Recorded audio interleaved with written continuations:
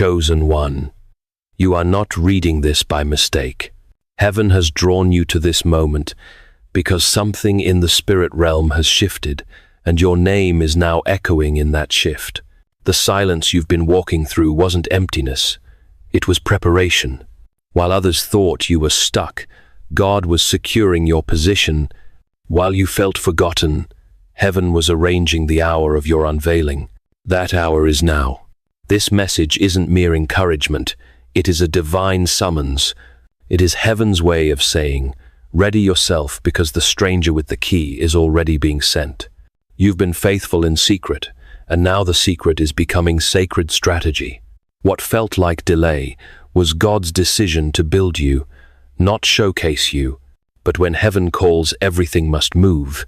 Not everyone will sense this urgency. Many will scroll past and feel nothing. But if your spirit is trembling right now, if something inside you feels both reverent and restless, then heaven is speaking directly to you, and you cannot treat this moment lightly. You are standing at the edge of fulfillment, but without spiritual alertness, even divine timing can be missed. The person God is sending will not recognize your appearance, they will recognize your oil. And if you're buried in fear, bitterness, or confusion, you may not carry the fragrance they're drawn to. If your spirit bears witness, don't scroll past, seal it. Type 777 in the comments as a prophetic act of alignment, declaring, I'm awake, I'm ready, I say yes. Let heaven see your response. This is your moment. Don't miss what God is unlocking. This is not a season to play small. It's not the time to overthink, perform, or please people. This is the moment to posture your heart in surrender and let God finish what He started. Your private obedience has reached heaven's courtroom. Your name has been whispered into places your feet haven't touched. As C.S. Lewis profoundly wrote in The Weight of Glory, there are no ordinary people. You have never talked to a mere mortal. You chosen one are no mere mortal. Your eternal significance has drawn heaven's attention, aligning your destiny with divine favor. And now the heavens are releasing alignment favor, and the very person who carries access to your next chapter. But remember, timing is sacred, and heaven does not wait for indecision. When the door opens, it will not stay open forever. If your spirit isn't ready, the one who carries your key may walk past without knowing why they hesitated. So prepare now. Purify your motives. Consecrate your posture. As C.S. Lewis wrote in the Screwtape Letters, courage is not simply one of the virtues, but the form of every virtue at the testing point.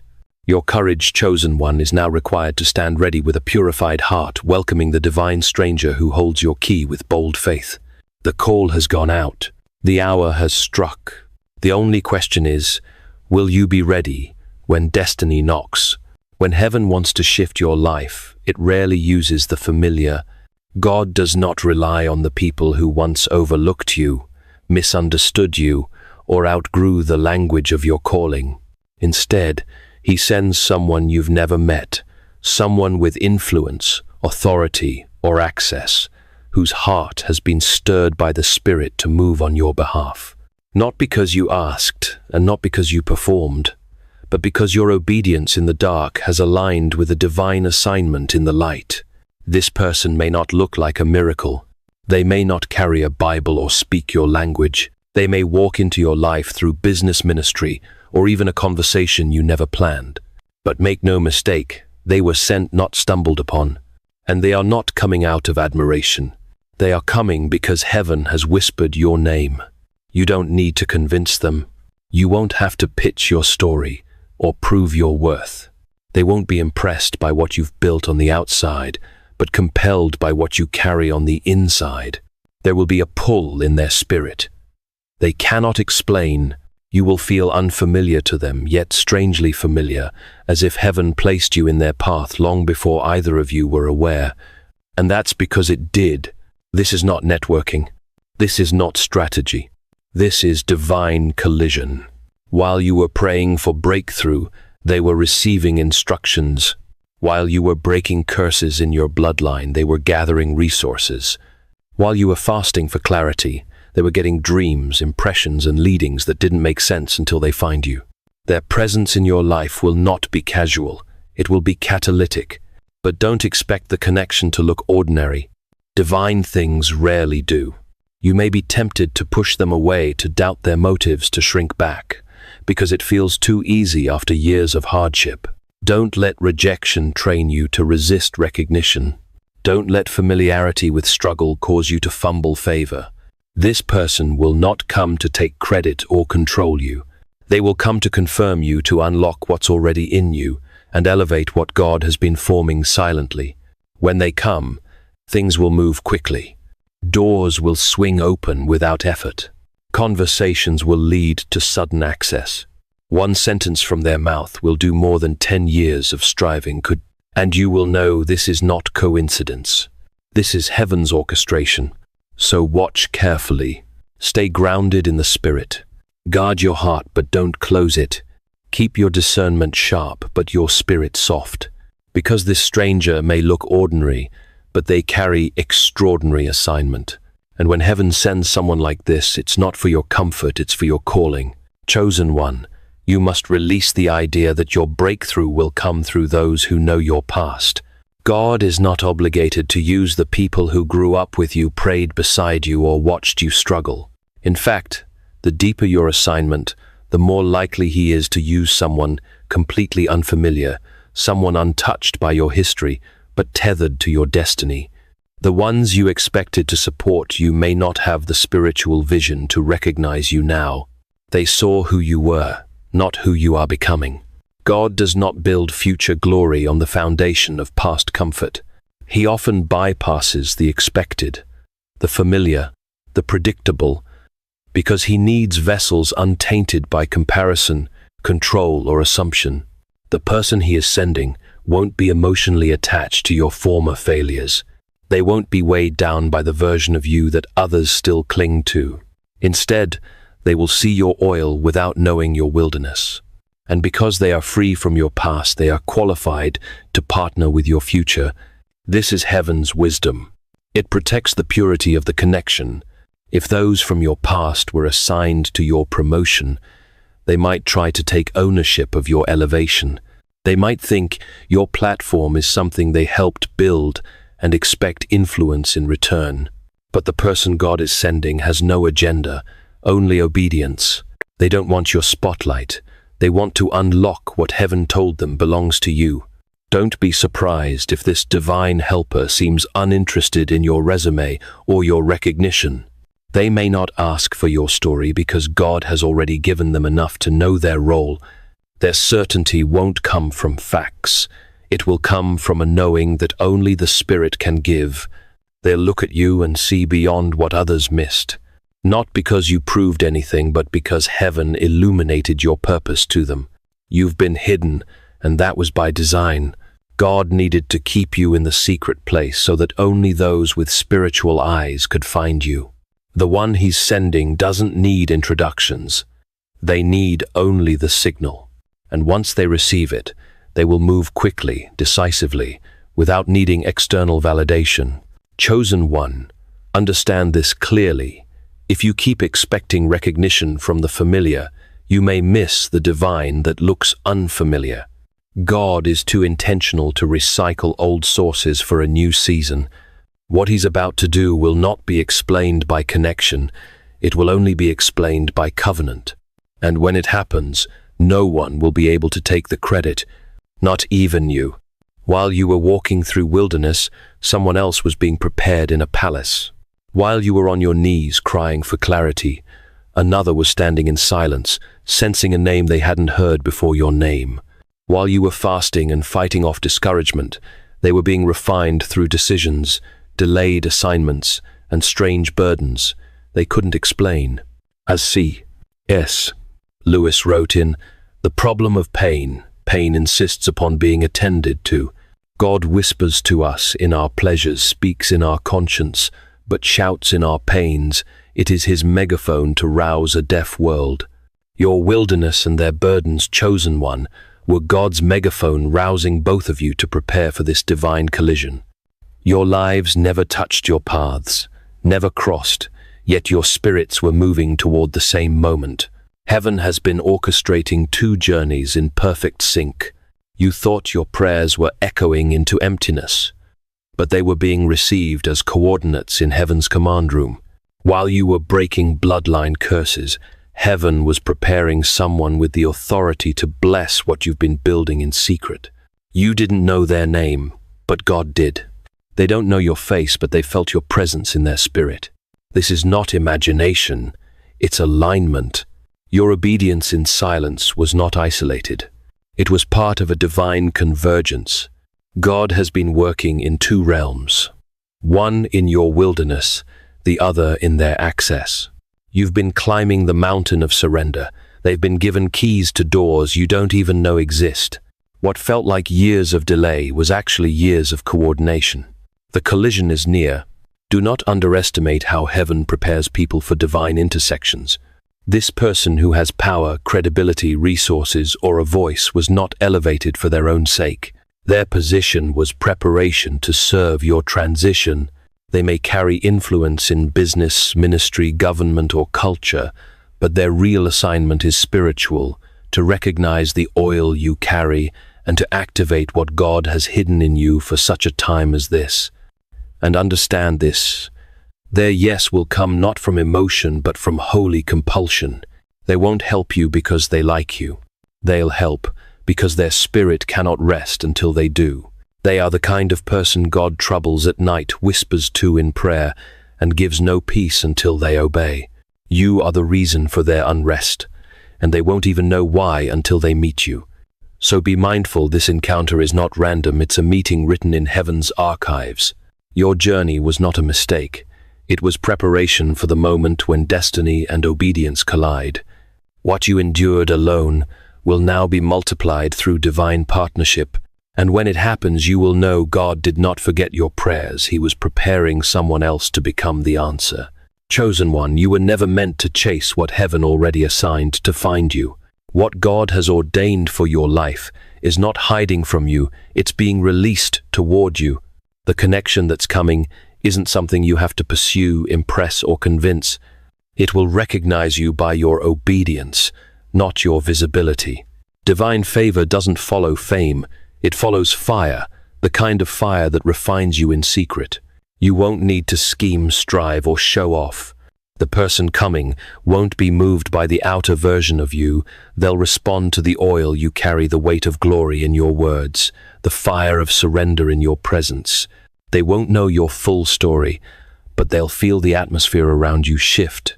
God will trouble their spirit until they act. They'll wake up thinking about you without knowing why. They'll feel a divine pull to reach out, to open a door, to bless what they've never seen before. This connection will bypass your logic. It won't make sense to those who watched you toil, suffer, and be overlooked, but it will make perfect sense in heaven's records. Because while you were buried in preparation, heaven was breathing your name into the heart of someone with power. Your season of silence was never emptiness. It was concealment for protection. But now concealment is turning into commissioning. When this person appears, don't dismiss it. Don't disqualify yourself because it feels too unfamiliar, too sudden, too good. You've been conditioned by years of rejection, but this is not another test. This is the response to your years of reverent yes to God when no one was watching. Don't mistake divine recognition for coincidence. Don't miss your moment by expecting it to come in a more comfortable form. You've been trained in the shadows. Now someone is being sent to recognize what the shadows could not hide. And here's what you must understand. This divine helper is not responding to your charm or your gifting. They are responding to heaven's voice. Their yes to you is actually their yes to God. And your assignment is to receive humbly, boldly, reverently. Not as someone entitled, but as someone appointed. So get ready. Stay pure in posture. Don't chase the moment, become the vessel the moment is chasing. Let the Spirit finish the work in you, because when they arrive, there won't be time to prepare, only time to walk through the door. The connection you've been waiting for is not coming because of who you know. It's coming because heaven knows exactly where to find you. You felt unseen. You've watched others rise while you stayed hidden. You've listened to doors slam, opportunities vanish, and voices go silent. And still you remained faithful. Still you prayed when no one noticed, served when no one applauded, and showed up when it seemed pointless. You thought nothing was moving, but heaven was. While you were being overlooked on earth, your name was being whispered in rooms your feet have never touched. As C.S. Lewis wrote in letters to Malcolm chiefly on prayer, "Joy is the serious business of heaven." This joy, chosen one, is heaven's serious business manifested in the divine favor, now elevating you, a testament to your faithful obedience in the shadows. There are conversations you've never heard, tables you've never been invited to, and decisions you didn't know existed where your name was spoken. Not because of your resume, not because of your network, but because of your obedience, because heaven never forgets a surrendered heart.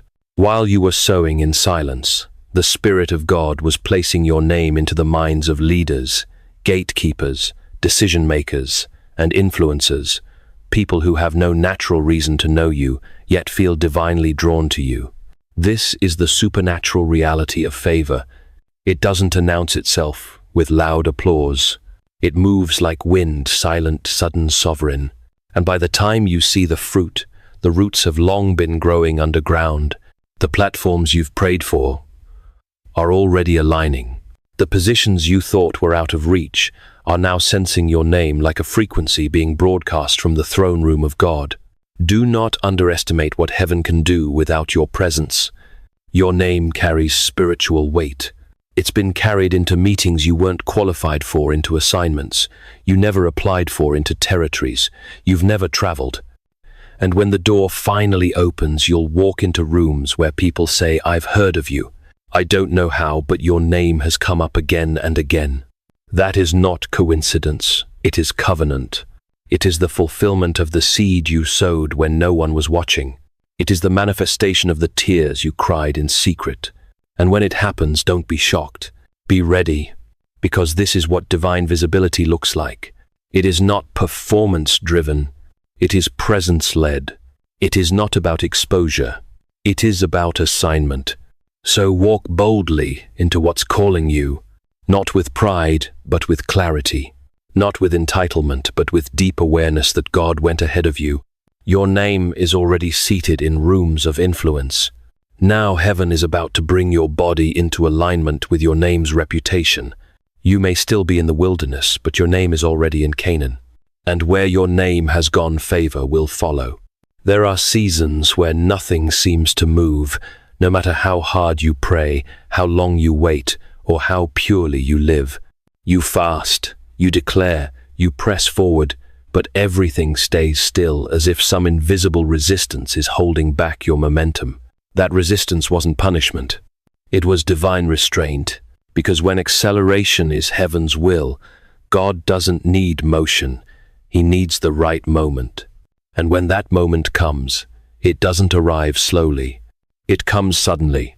One conversation, one door, one divine helper carrying the authority to unlock 1,000 prayers with a single yes.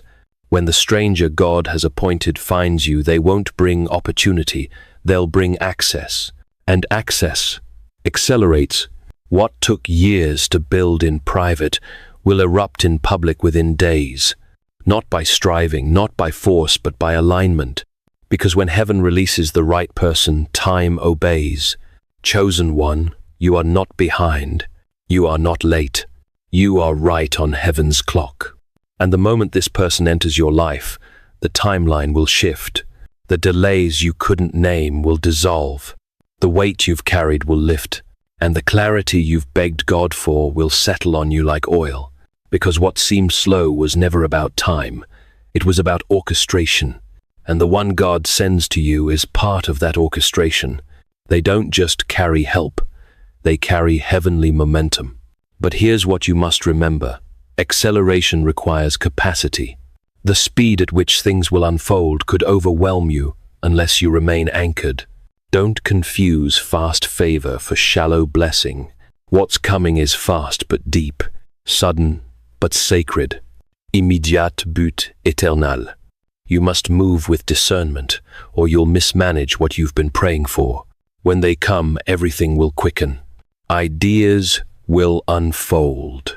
Resources will appear. Platforms will open. Conversations will lead to covenants.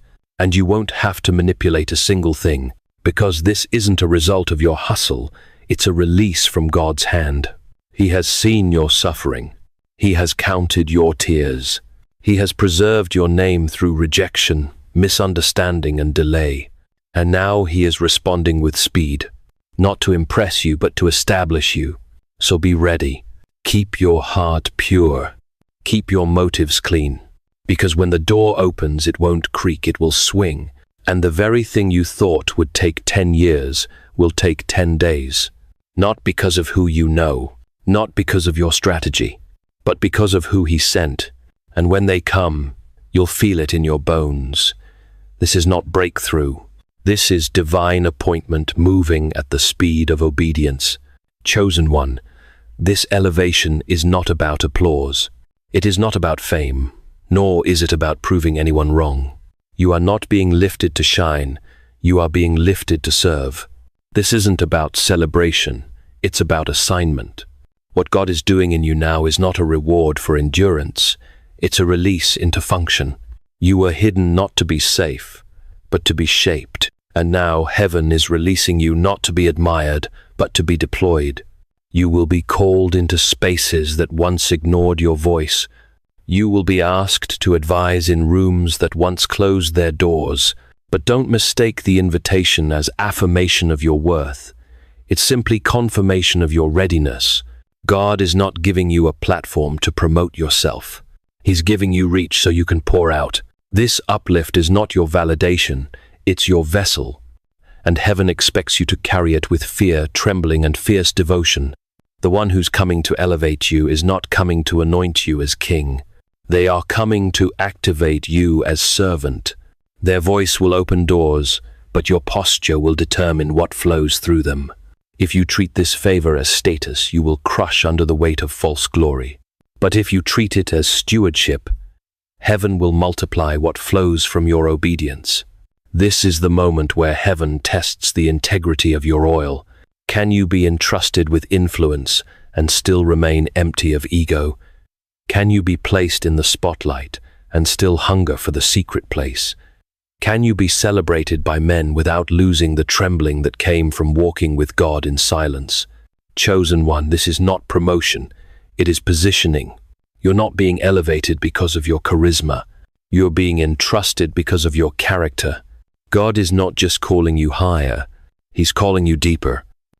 And with every step upward, he will require more prayer, more purity, more humility, because this next level is not safe. It is sacred. There are souls attached to your voice, territories attached to your obedience, regions that have remained in drought, waiting for your yes. You are not just stepping into opportunity. You are stepping into spiritual responsibility. The stranger being sent is just the signpost, but the road ahead, that is the mission. And the fruit of it will not be measured in applause, but in transformation. So don't prepare to be seen. Prepare to be poured out. Don't long to be followed. Long to be faithful. For if you carry this season rightly, your life will not just be elevated, it will become an altar. And those who encounter you will not be impressed by your story. They will be undone by his presence in you. Chosen one, when the door opens, when favor finally finds you, when the stranger speaks your name with keys in hand and opportunity in their voice, remember this truth. With fear and trembling, they are not your source.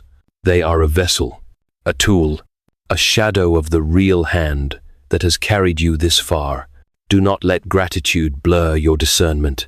Do not let honor turn into idolatry. Yes, they will bless you. Yes, their obedience will change your life. But it was not their hand that sustained you in the dark. It was not their voice that answered you in the night. It was not their strategy that covered you when you felt forgotten. It was God, long before they knew your name. He wrote it on the walls of his throne room. Long before they came with help, he walked with you through the wilderness with nothing but his presence. So don't be deceived by the shine of sudden opportunity. Don't let the weight of the open door shift the posture of your worship. The stranger may carry the key, but it was heaven that built the door.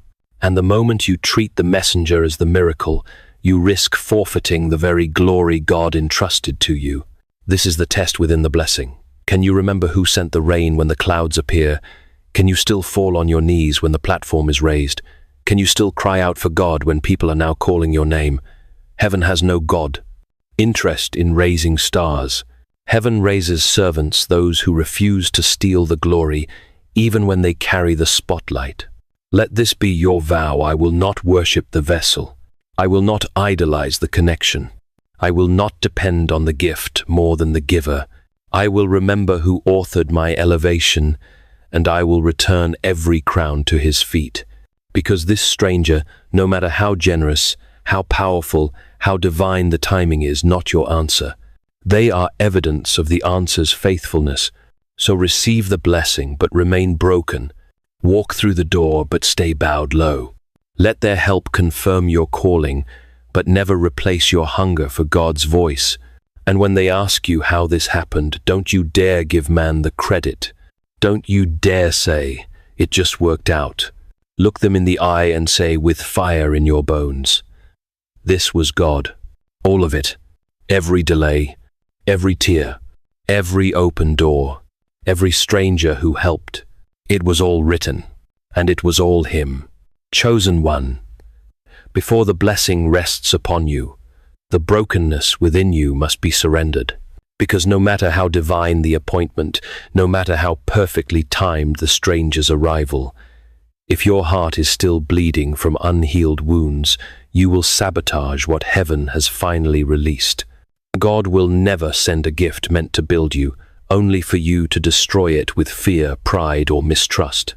Some doors don't open because your gift isn't ready, they remain shut because your heart is still wounded.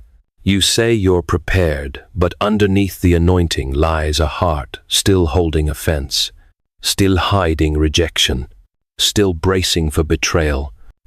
And if you don't allow God to heal it, you will confuse divine connection with manipulation and sabotage alignment with suspicion. This is why God had to keep you hidden for so long, not just to prepare others to find you, but to give you time to let go of what broke you. He could not send someone to recognize you while you were still angry at those who overlooked you. He could not bring destiny to your doorstep while you were still building walls around your trust. And now, as heaven begins to align everything you've prayed for, you must make a holy decision. Will you receive what's coming in fear or in faith? Because the weight of this next season cannot be carried by a heart still chained to the last one. If you don't allow God to heal you, you will treat divine help as a threat. You will shrink back from the very breakthrough you begged for.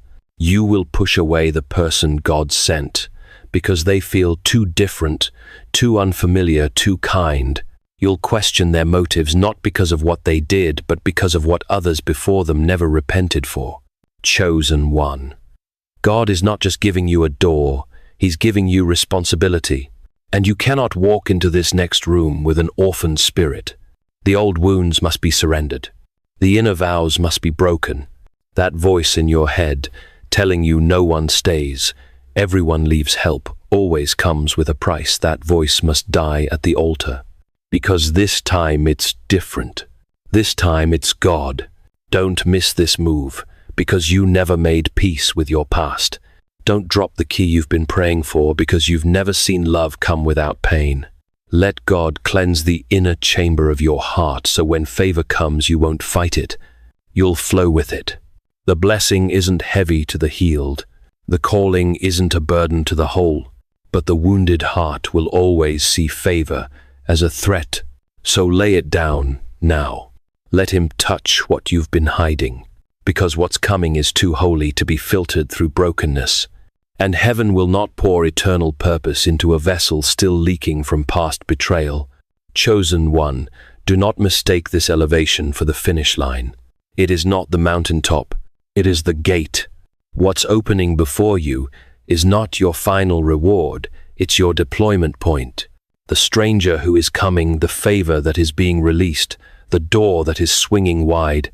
It is not to crown you, but to commission you. Heaven does not raise you to rest. It raises you to run. You must not allow this moment to make you settle. This is not the season to get comfortable. It is the hour to become consecrated. Because the elevation God is bringing you into is not about visibility, it's about responsibility. This is where your voice must become sharper, your posture, lower your prayers deeper. You are stepping into a realm where oil is costly and impact is eternal. And to carry the weight of that, you must walk with reverence. There are people tied to your obedience.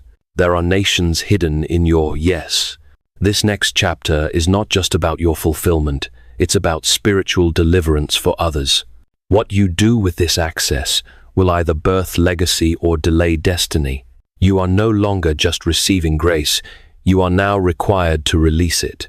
You are being positioned to break cycles, shift atmospheres, and uproot darkness in places where comfort has ruled for too long. This is why the warfare was so intense, why the rejection was so sharp, why the silence was so long. Because what you're stepping into is not common, it's commissioned, and the authority that's being placed on your life cannot be taken lightly. You've passed the test of hiding now. You must pass the test of being seen, and that test is much harder because when the spotlight comes, so does the temptation to lose your center. But remember this gate is holy ground. You are not being celebrated, you are being trusted. You are not being applauded, you are being appointed.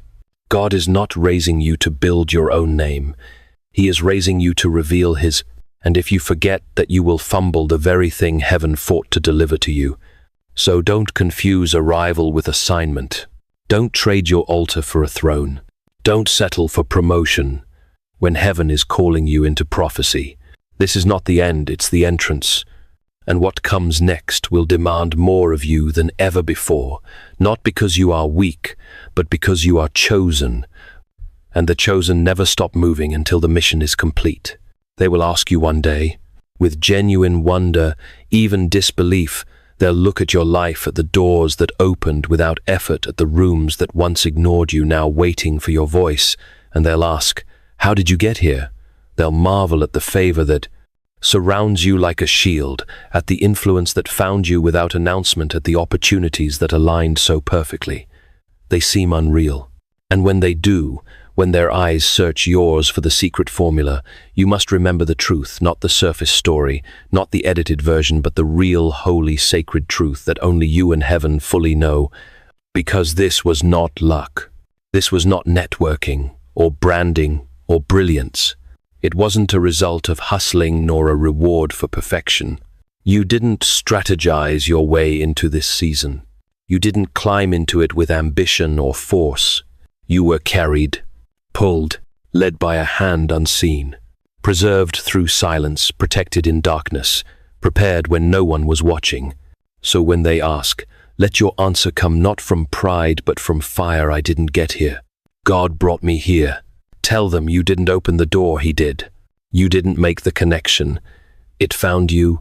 Tell them there were nights you nearly quit, days when nothing made sense, seasons when your prayers echoed unanswered. Tell them you were overlooked, rejected and silenced, yet God still whispered your name in rooms you never entered.